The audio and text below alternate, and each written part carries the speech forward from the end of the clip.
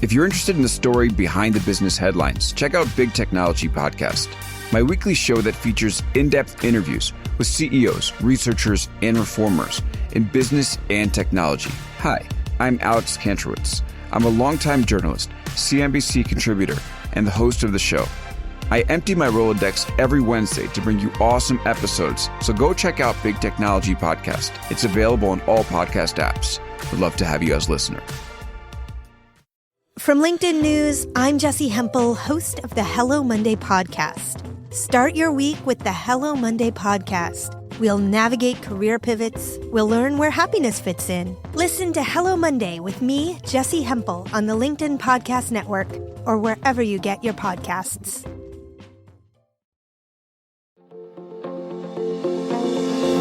Hello, my friends, and welcome to another exciting episode of Negotiate Anything.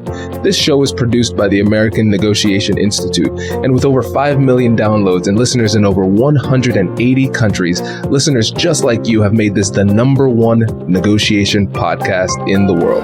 Hi, my name is Kwame Christian, and I am the founder and CEO of the American Negotiation Institute. Here at ANI, we believe that the best things in life are on the other side of difficult conversations, and we are passionate about providing you with the best content that will help you to make your difficult conversations easier, both at work and at home. Lastly, I want to remind you that we offer consulting and conduct trainings, both virtually and in person, all around the world. Our focus is in 3 main areas. First, negotiation and conflict resolution. Second, leadership. And lastly, diversity, equity, and inclusion. Check the link in the description below to learn more about how we could work with you and your team. And now, without further ado, let's jump into the interview.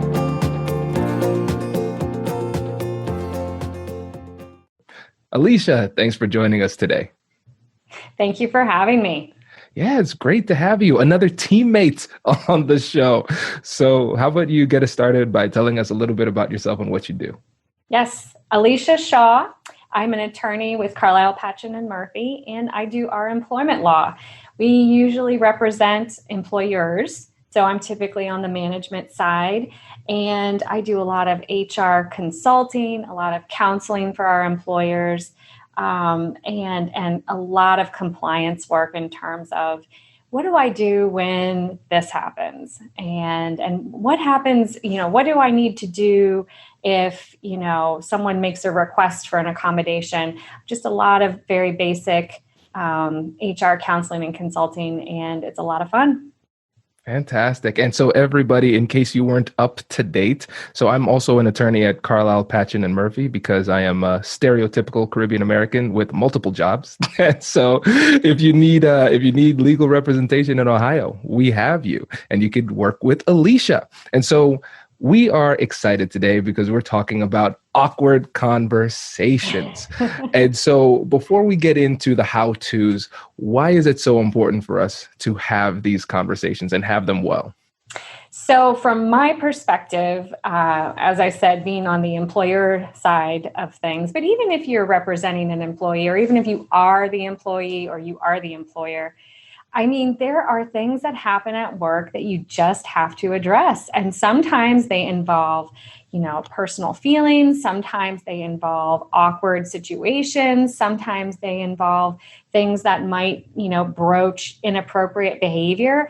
And so you can't just not say anything. So I think it's very important, especially for an employer, to know, hey, these are the things to keep in mind when I have to go to my employee and either, perhaps issue discipline, but more importantly, create a work environment that is beneficial to not only my company, but also to my employees. And so a lot of times I'm in a position where I'm counseling someone who is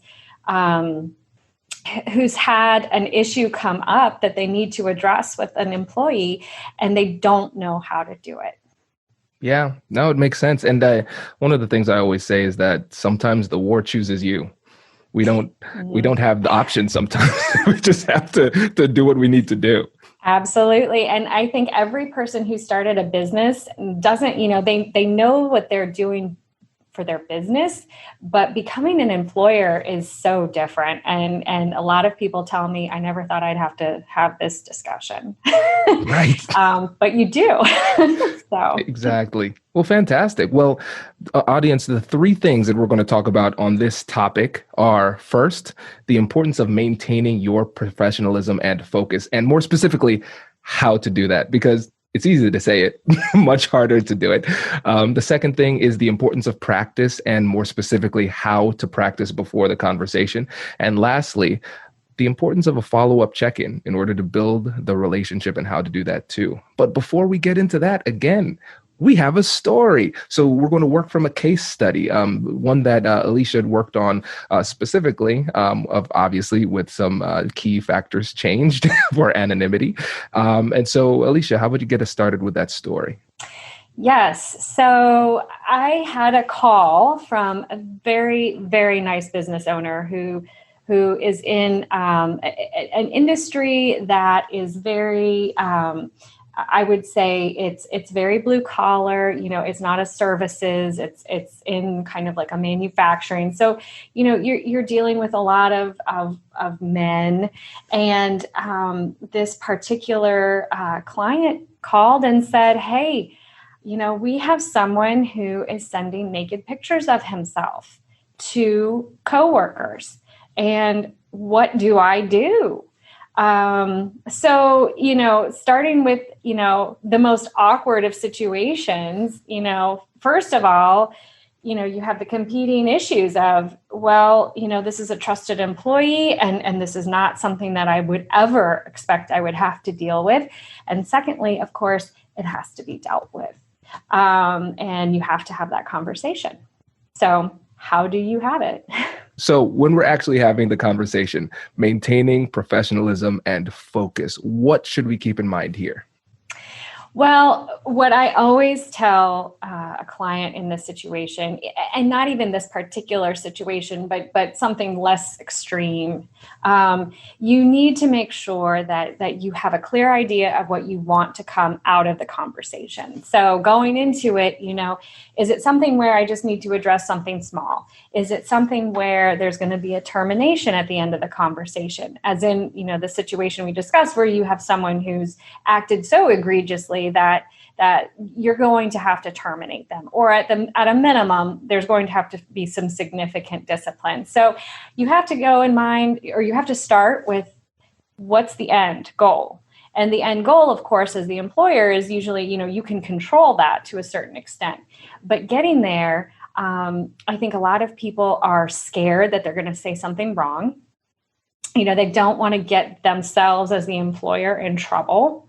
But they also, don't really want to talk about things that are of a sensitive nature, especially in the situation where there might be something sexual going on between employees. That's always kind of an embarrassing thing to have to discuss with someone. So I always say, don't, take your emotions out of it.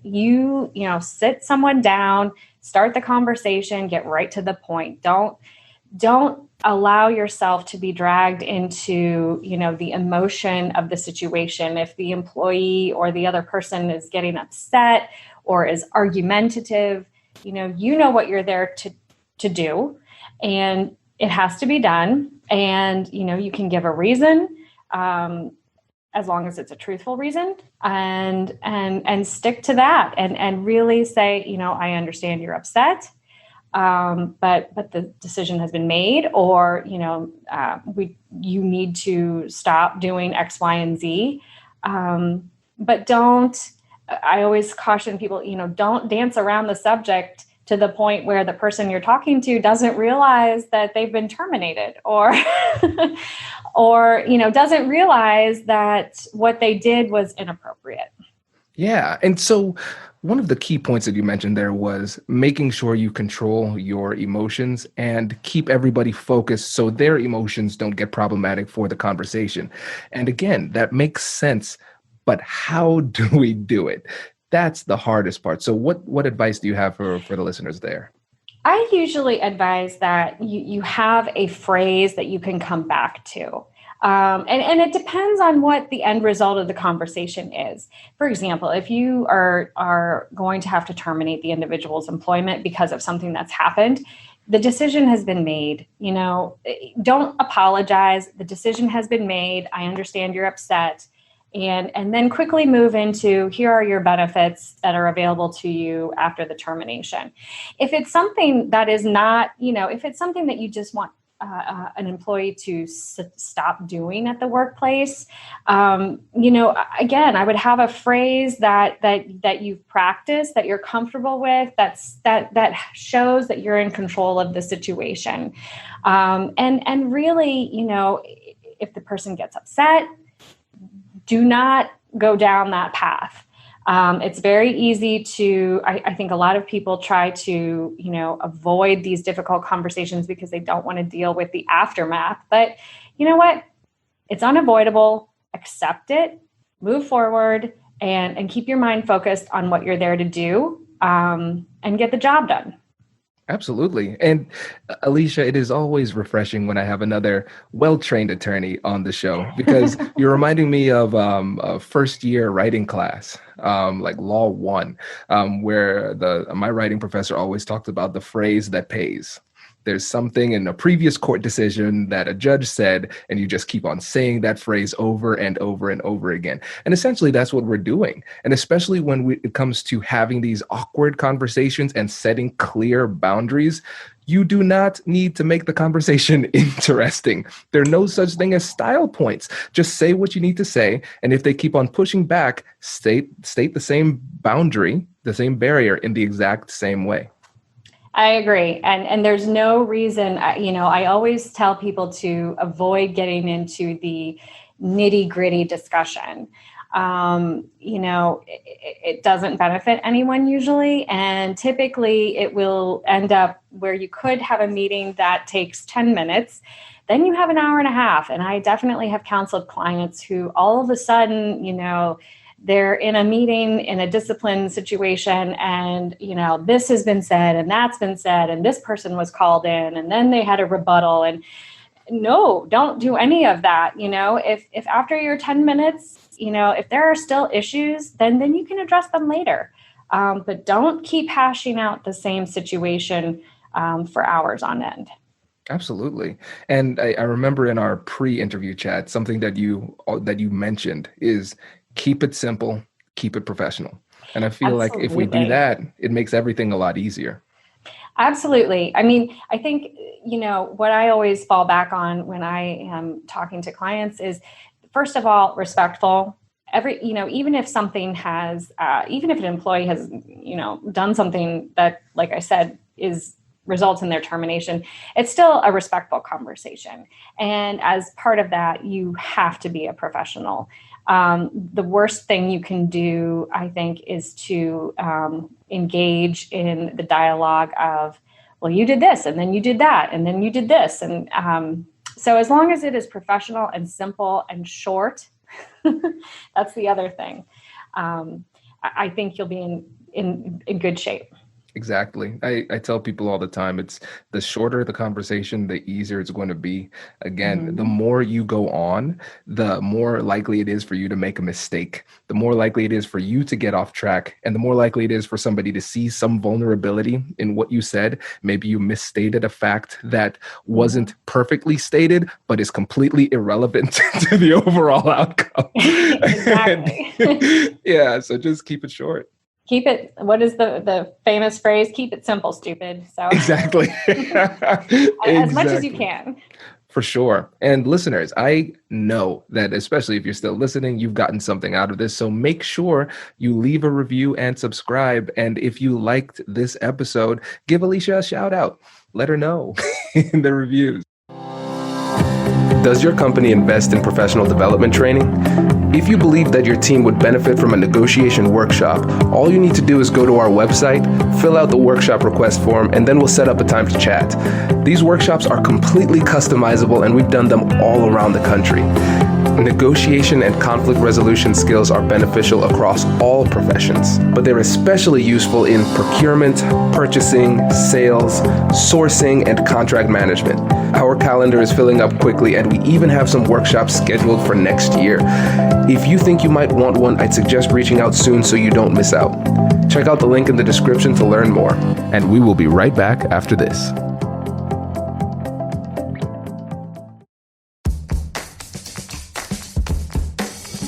Hey you, I'm Andrew Seaman. Do you want a new job? Or do you want to move forward in your career? Well, you should listen to my weekly show called Get Hired with Andrew Seaman. We talk about it all, and it's waiting for you, yes you, wherever you get your podcasts. Brace the rudders! Raise the sails! Raise the sails! Captain, an unidentified ship is approaching. Over. Roger.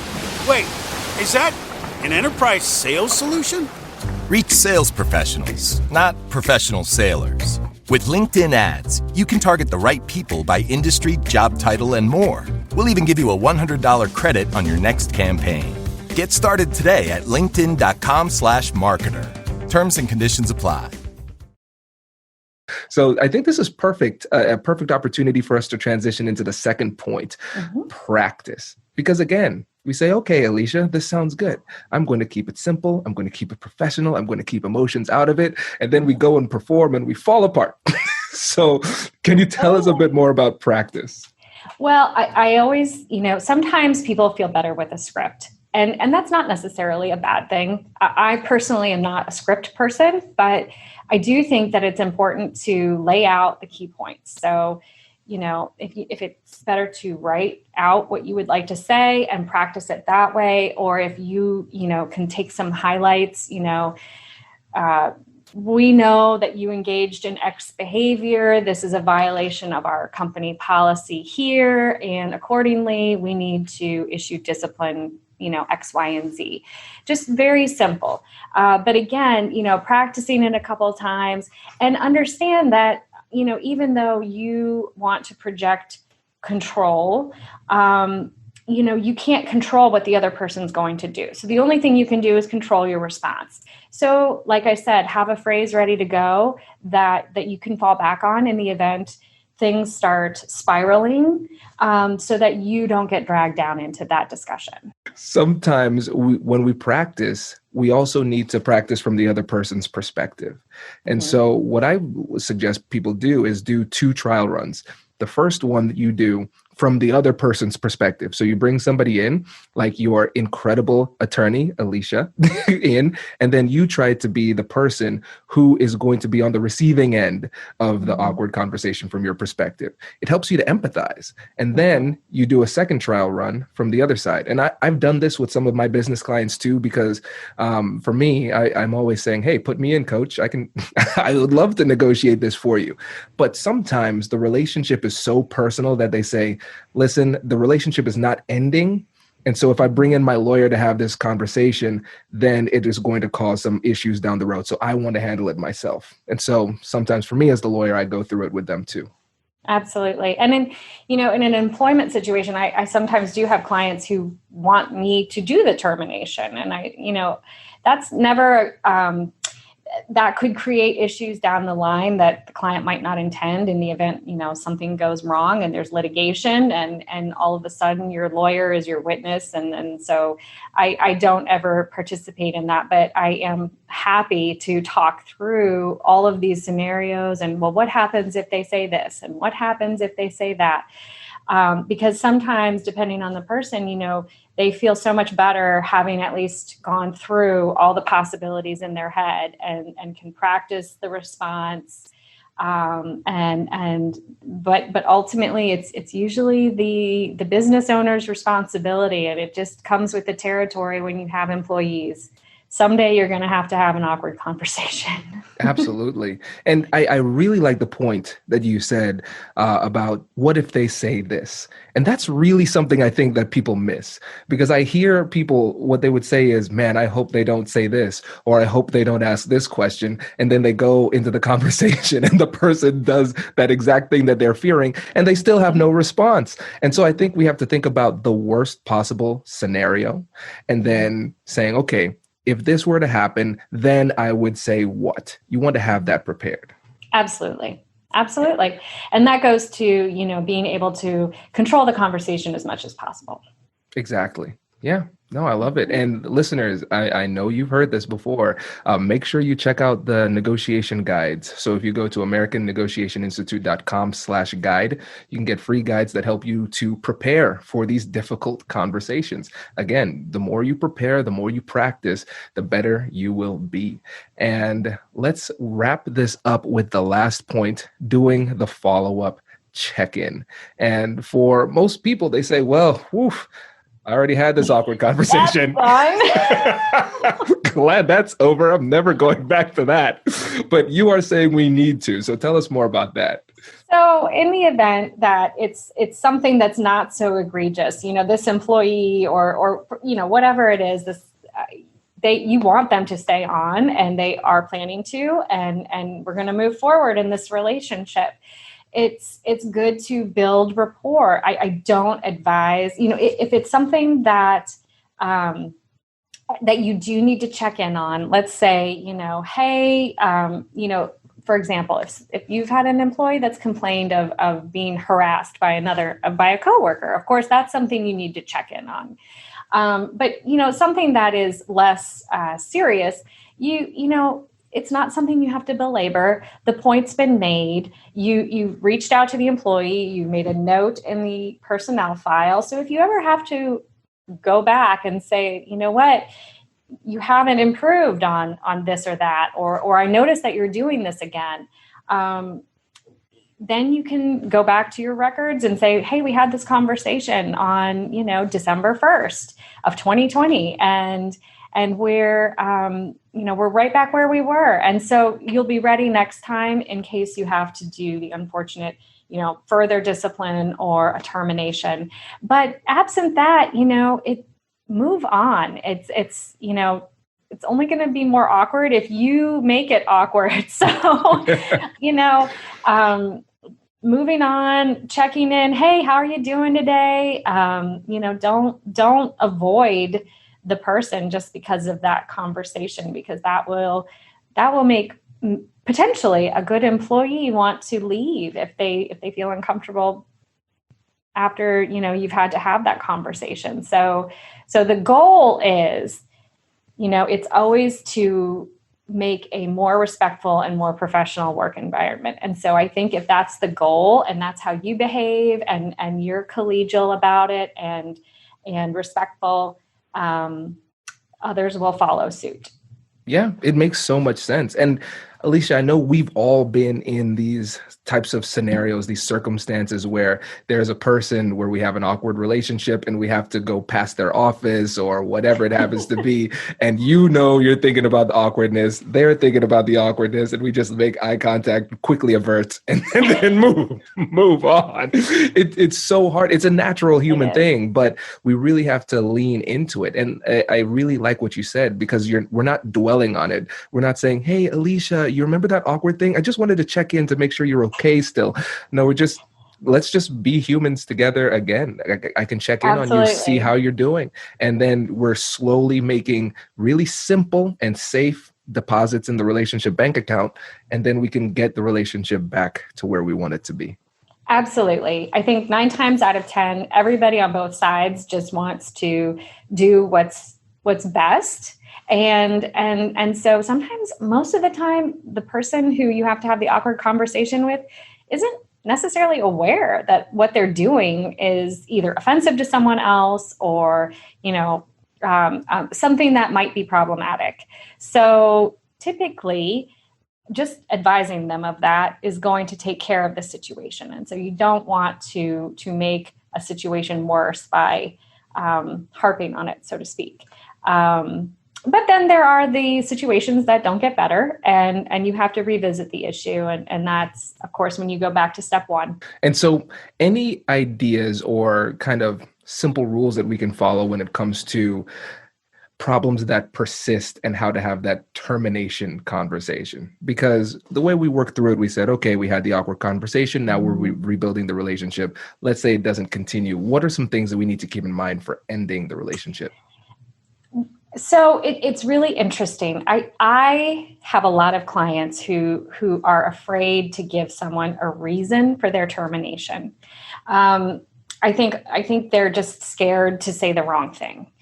And I always tell clients that, you know what, I think on the receiving end, if it's a surprise to that individual, or maybe it's not a surprise, maybe this is a follow-up that you've had before, they should know the reason, even if it's something simple like a reduction in force, or, the company this year, especially the company is not doing well and we have to reorganize, give them something. Now, saying that, I don't recommend, again, keep it short, keep it simple. The decision's been made.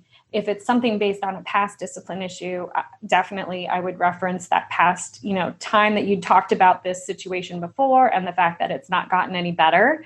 But at least the person is left with something, as opposed to, I have no idea why I was terminated. I think most of the litigation that comes in employment decisions when there's a termination, it's because the individual who was terminated just out of the blue, and I was given no reason.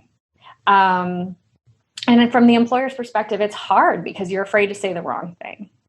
But as long as what you're saying is truthful, I don't think that there's a problem to state a short and simple reason for the termination.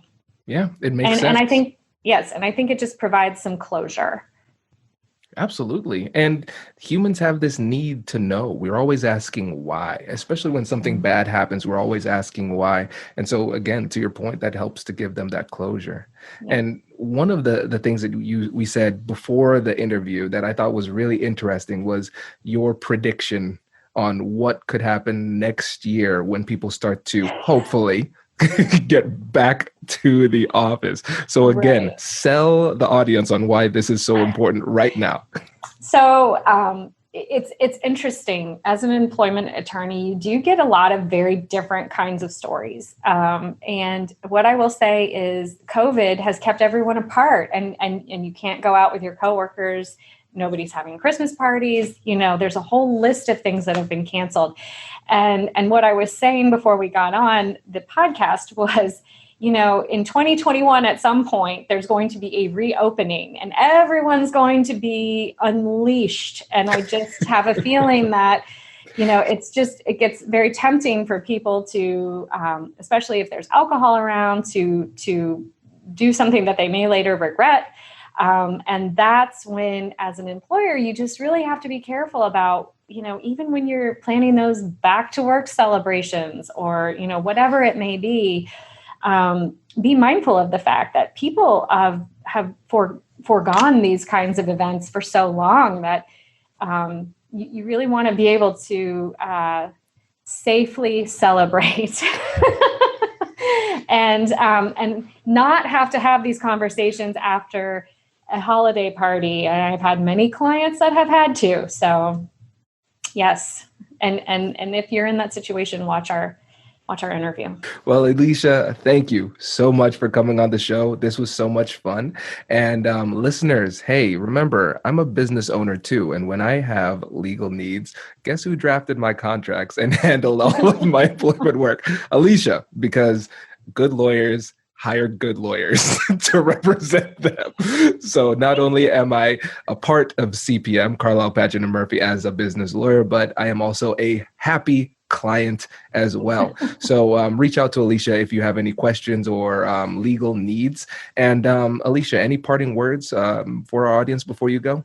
My approach to my law practice is I'm happy to talk through the difficult moments with you because, every business owner has them. And when you have employees, it can magnify certain issues. And it's really been a fun practice, but most important, I'm there to help my client. Absolutely. Well, thank you again, Alicia. This was a lot of fun. Thank you. Congratulations! You've just joined an elite club. By listening to a full episode, you're now officially on the Negotiate Anything team. So welcome aboard. What most team members do is they subscribe to the podcast because that allows them to automatically get the latest episodes of the show. The best things in life lie on the other side of difficult conversations. Keep learning, keep practicing, and keep getting better. Your relationships will improve, your career will soar, and you'll have the confidence you need to get the most out of these crucial conversations. Again, thank you for joining the team. We're excited to have you, and I will see you in the next episode. I'll catch you later.